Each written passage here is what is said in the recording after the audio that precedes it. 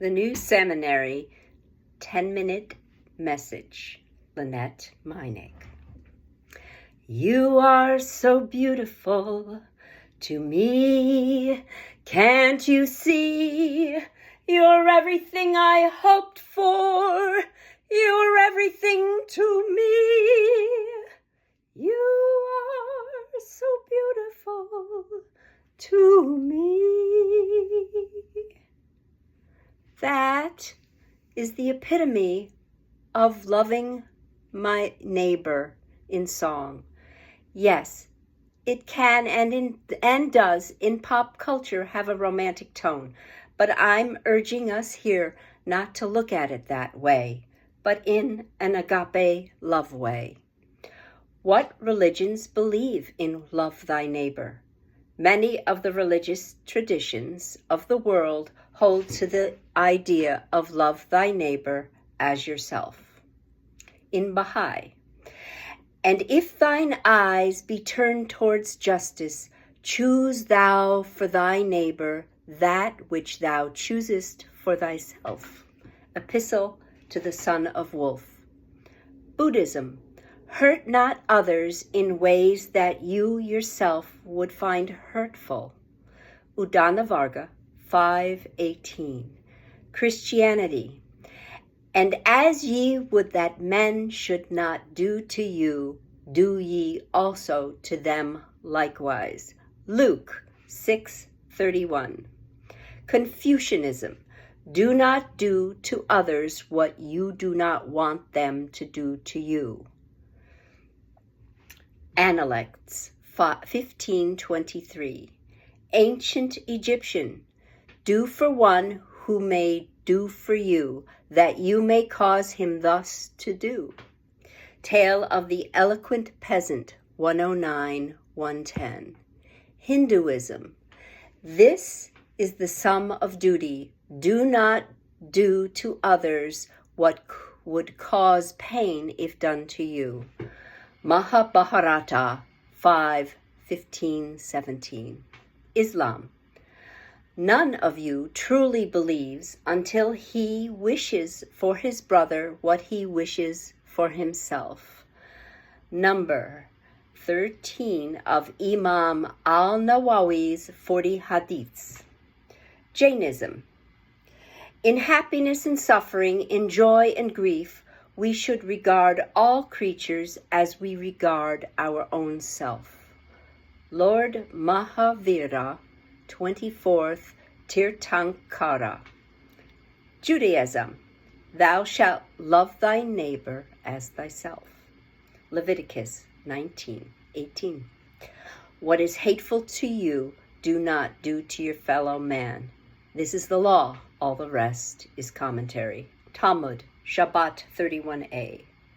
Native American spirituality, do not wrong or hate your neighbor, for it is not he who hates you wrong, but yourself. Pima proverb. Sikhism, do not create enmity with anyone as God is with everyone. Guru Arjan Devji 259. Taoism, regard your neighbor's gain as your own gain, and your neighbor's loss as your own loss. Dai Chang Kan Yin Pian.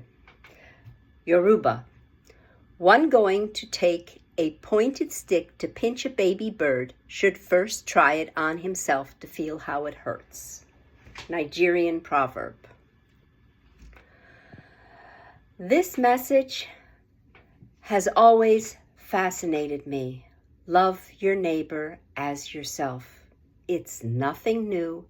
It's ancient. It's beautiful. A sentiment that crosses time and cultures. But here's what I've noticed. In all the ways this message is taught, in churches, temples, in quiet teachings, and bold declarations, that the part that gets the spotlight is almost always love thy neighbor. And the as yourself, that part quietly slips to the background, like a shy child tugging on his parent's sleeve.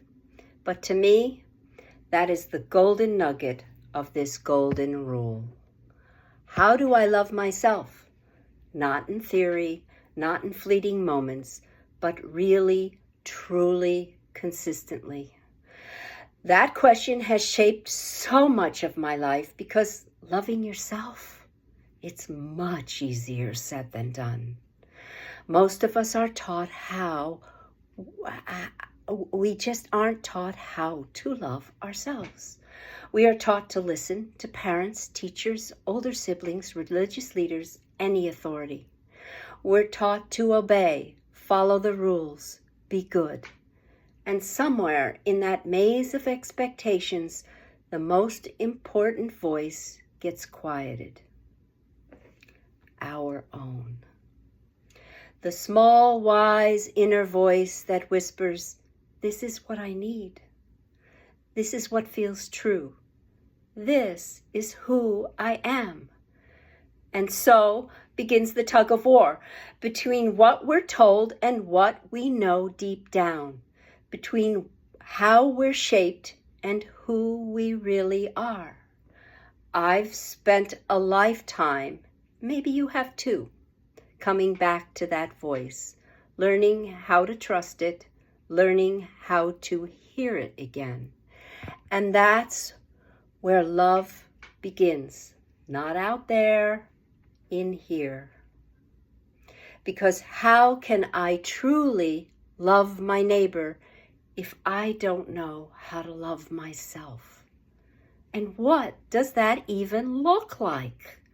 Sometimes it looks like saying no when you've spent a lifetime of saying yes.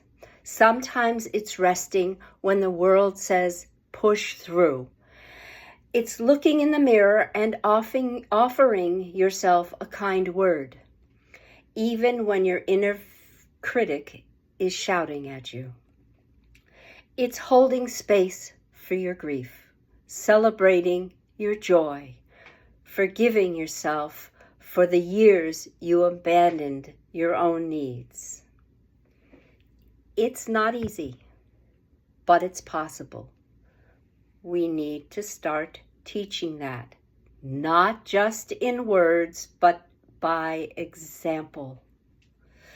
To show the next generation that it's not selfish to listen inward, it's sacred.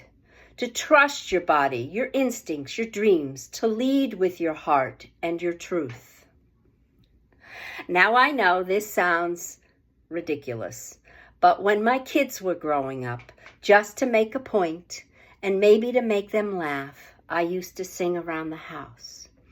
I am so beautiful to me, can't you see? I'm everything I hoped for. I'm everything to me. I am so beautiful to me. Yeah, it sounds over the top, maybe even a little self-absorbed, but I was making a point. Because if I can love myself, really love myself, it becomes so much easier to love everyone else. Kindness, compassion, generosity. They all ripple outward from the well that's full. And in this polarized, divided world we live in, we need full wells. We need whole hearts. So I invite us all, myself included, to find something new to love in ourselves.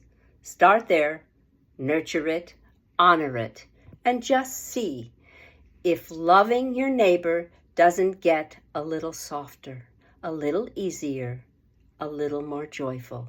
Because maybe, just maybe, that's where the healing begins.